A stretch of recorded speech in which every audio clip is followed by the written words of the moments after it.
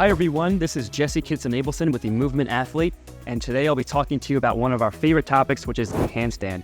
There's so much to go into with the handstand itself that we have to split this up into a 4-part series, and we'll be talking about handstand mobility, handstand shaping, wrist preparation, shoulder preparation, core, and so much more, and you can check out those videos below. And really, once we get into these videos, it should be fun and eye-opening to assess your handstand abilities, and then towards the end of this, you'll learn plenty of exercises to learn how to straighten out and perfect your handstand. Now, while I'm talking about handstand shaping, I want to talk a little bit about the banana handstand, which is the arched back handstand that we see with people that are starting to learn handstands or are unaware of what they're doing, or it actually was the default position we would see in the sport of gymnastics many decades ago in the 50s and 60s, and then it evolved into more of the straight body handstand over time.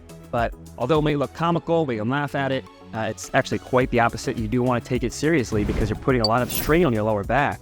And once you're off balance in this arch position, then you have to start adjusting by maybe making more of an elbow or shoulder angle. You're putting those joints in possibly awkward positions and putting them under more stress. And obviously that can lead to more injury. So you want to take it seriously, and we don't want to add any more back pain that you might already have. I know a lot of Americans already experience a lot of back pain. Let's learn to straighten out this handstand. Now, fixing the banana handstand isn't just about good aesthetics, but it's about good physical health and longevity in the calisthenics world in general.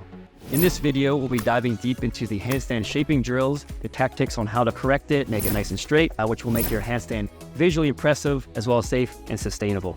So one last thing I want to mention is that if all of this feels a little bit unclear or daunting and overwhelming, our Movement Athlete app has the tailored approach specifically for you to help weave these exercises into your training so you don't have to guess, where do I do this mobility work, where do I do the strength and skill work? The Movement Athlete app will have this laid out for you, and like I said, it's tailored because it'll do the assessment beforehand and be appropriate to your level of fitness and ability. Check out all our videos and stay tuned for the 4-part series ahead.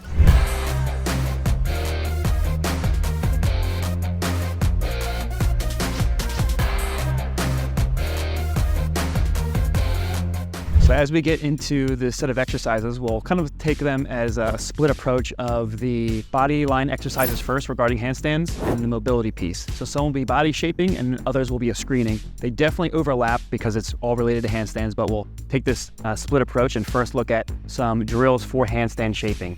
So I've got 4 different exercises that Blake will show you for how to shape your handstands in different dimensions.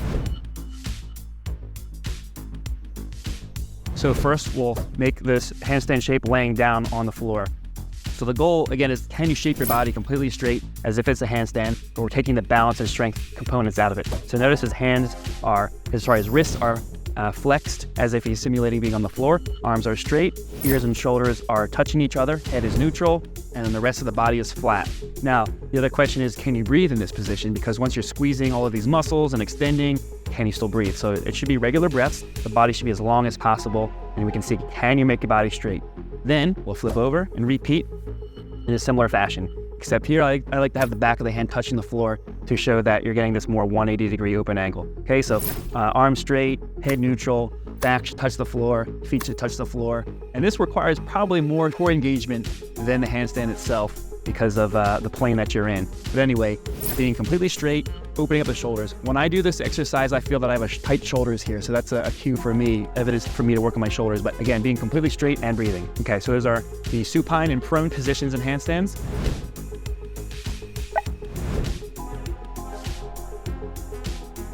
Let's go to hanging on the bar. So just like it sounds like, we're going to be hanging and practicing a straight body position. So hanging is essentially an inverted handstand, right?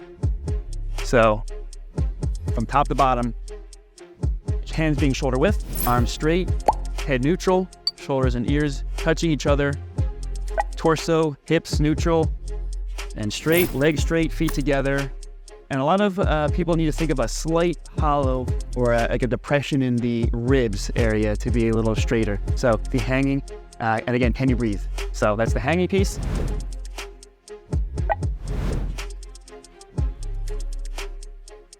The 4th one will be standing, which is probably one of the more difficult of the batch.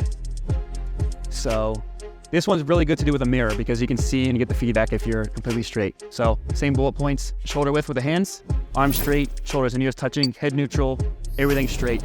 Here is where a lot of people tend to make a shoulder angle and arch. So like, let's kind of simulate this little shoulder angle, and then to try to get the stick further back, they arch. And this is also what happens in handstands. So you've got to figure out how do you get the stick further back and get rid of the arching. And notice the elevation in the shoulders being tall, squeezing the glutes, feet together, breathing. So these are 4 dimensions of a handstand to train before even doing a handstand. So thank you, Blake, for doing those.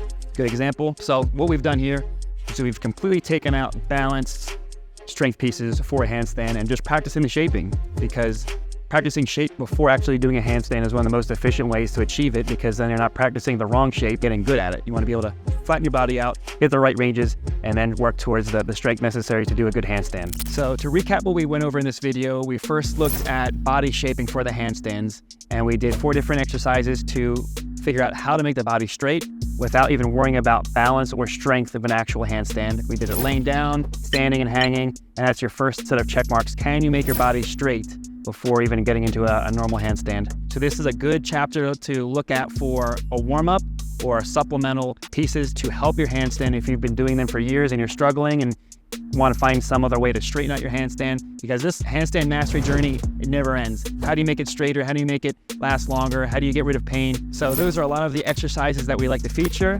and hopefully that'll help you train your handstands. Really quick, if you want to get started with calisthenics but are unsure of how to do so, I highly recommend trying our free calisthenics assessment. It will only take you 5 minutes to complete. You'll receive a detailed, personalized training program complete with recommendations and workouts you can use right away. If you found these videos helpful, please click the like button below and leave any comments or questions you might have in the comment section below. See you next time.